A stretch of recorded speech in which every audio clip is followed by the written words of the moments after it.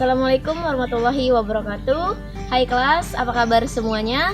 Semoga sehat selalu dan dalam lindungan Allah Subhanahu wa taala. Amin ya rabbal alamin. Oke, kita mulai saja materi kita. Let's go. Baik, siswa-siswa Miss, untuk kelas 11 kita masuk pada pertemuan keempat pelajaran bahasa Indonesia.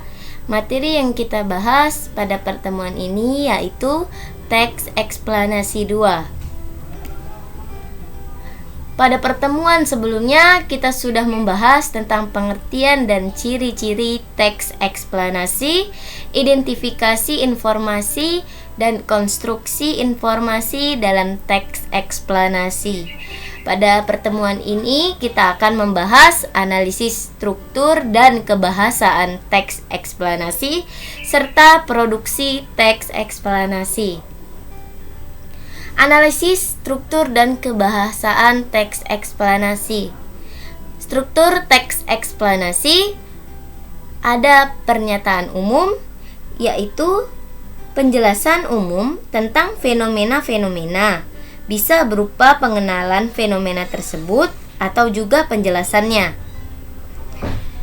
Penjelasan yang akan dituliskan pada teks ini berupa gambaran secara umum tentang apa yang terjadi pada suatu peristiwa tersebut.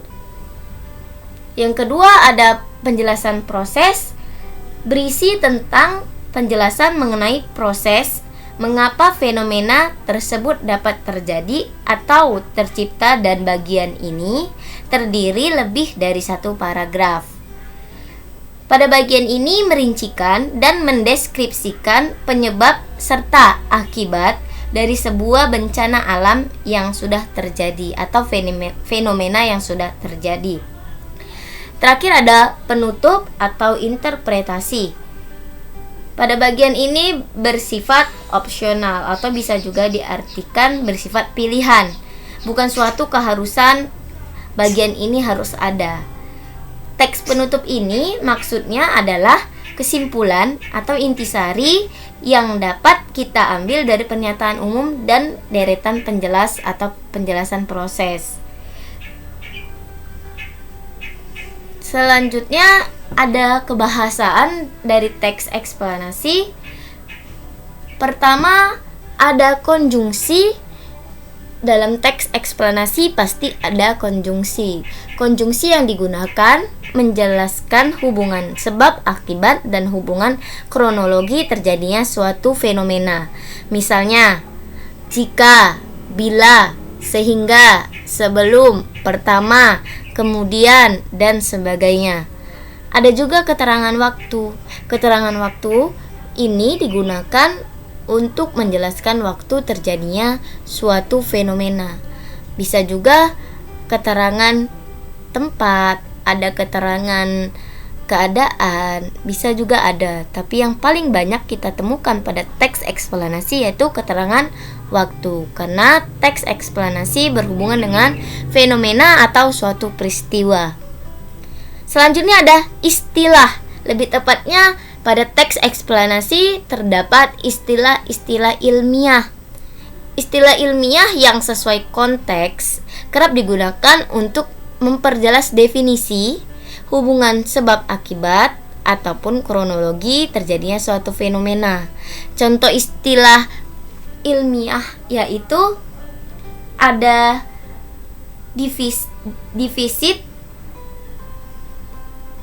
yaitu kekurangan atau kurang. Itu digunakan dalam istilah keuangan atau istilah ekonomi. Ada juga contoh lain, ada domestik. Domestik berhubungan dengan permasalahan dalam negeri. Itu ya. Ada 3 kebahasaan yang sering digunakan dalam teks eksplanasi.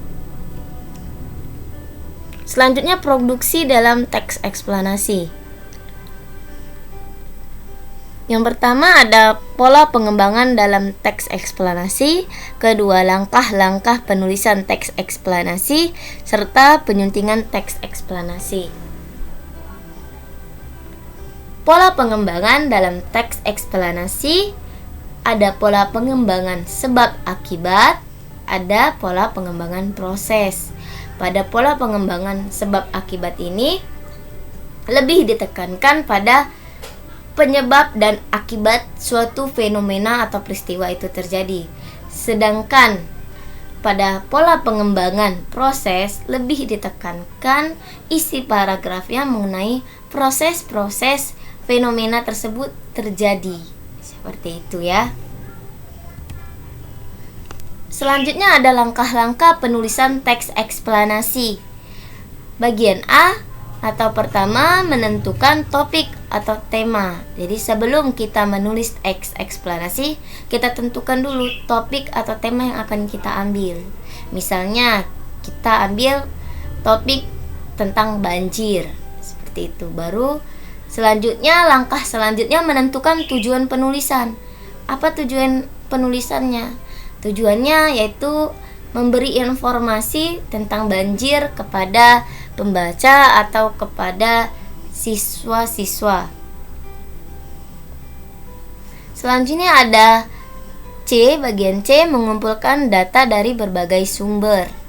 Kumpulkan dulu data tentang banjir tersebut.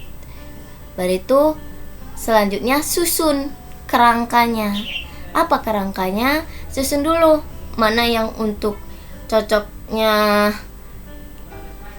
datanya untuk bagian pernyataan umum, mana yang datanya untuk bagian proses, yang mana datanya kita bisa masukkan ke bagian penutup atau kesimpulan. Ya, setelah kerangkanya disusun, nanti dalam kerangka ini juga berisi tentang ide-ide pokok setiap paragraf. Setelah itu barulah langkah terakhir mengembangkan kerangka menjadi karangan eksplanasi. Dari ide-ide pokok atau gagasan-gagasan pokok yang sudah tersusun tadi, kalian kembangkan dengan kalimat-kalimat penjelas sehingga terpadulah menjadi teks eksplanasi yang utuh. Terakhir ada penyuntingan dalam teks eksplanasi. Langkah-langkah menyunting teks eksplanasi yaitu membaca kalimat demi kalimat secara teliti, digunakan untuk menemukan kesalahan yang terjadi pada penulisan teks eksplanasi. Selanjutnya, membenarkan kesalahan yang terjadi pada penulisan teks. Jadi setelah ditemukan kesalahan, carilah apa yang benar, kalian perbaikilah. Ya, selanjutnya memeriksa keterpaduan paragraf untuk menemukan kesalahan.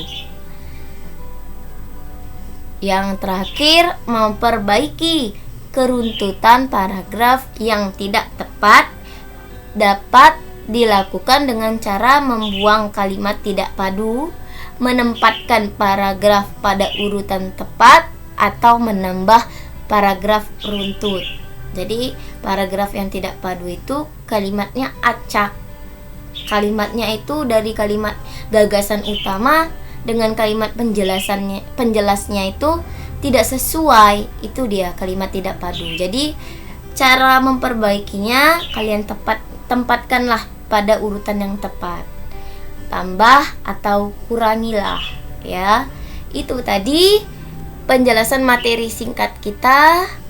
Terima kasih. Jika ada pertanyaan, silahkan hubungi Miss melalui WA grup kelas belajar e-learning kita. Itulah tadi materi singkat kita. Semoga kalian paham, dan jika kurang paham, silahkan tanyakan langsung ke Miss. Terima kasih, sampai jumpa di pertemuan selanjutnya. Wassalamualaikum warahmatullahi wabarakatuh.